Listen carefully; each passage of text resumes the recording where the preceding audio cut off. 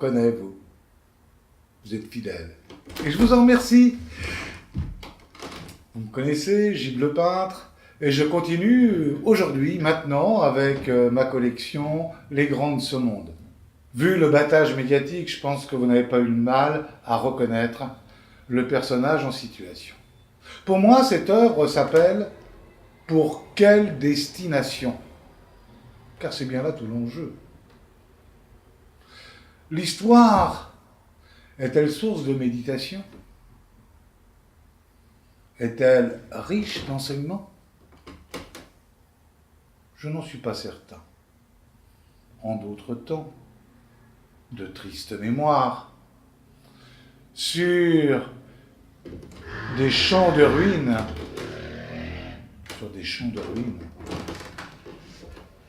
et un terreau de fumier a pu fleurir des régimes totalitaires.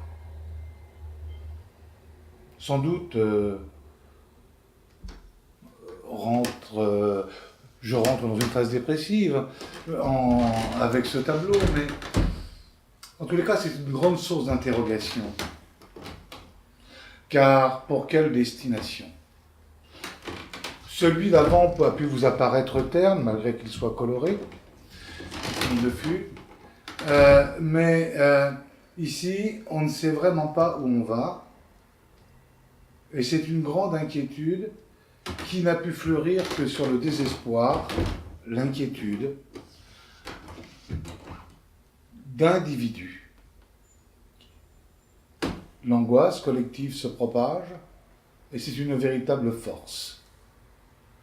Des gens qui, bien malgré eux, incarnent ce que ce personnage incarne, rassemblent les suffrages et deviennent ce que vous avez voulu. Car après tout, nos dirigeants, nous avons les dirigeants que nous méritons. Et c'est pour ça que je vous dis tout au long de nos rencontres, deviens qui tu es.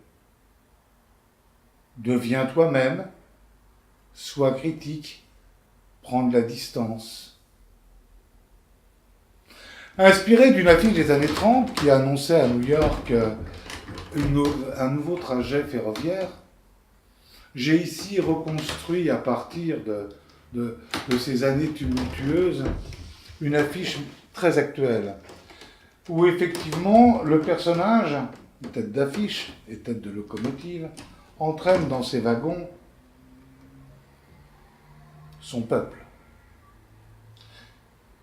Comme il a fait fortune dans l'immobilier, je n'ai pas hésité à ajouter et rajouter quelques buildings. Et puis vous remarquerez, si vous connaissez Dante, l'enfer, les damnés, eh bien, d'après vous, quelles vont être les victimes? À la lecture de l'histoire, et en regardant dans vos grimoires du passé, vous remarquerez que c'est toujours les mêmes, les plus vulnérables.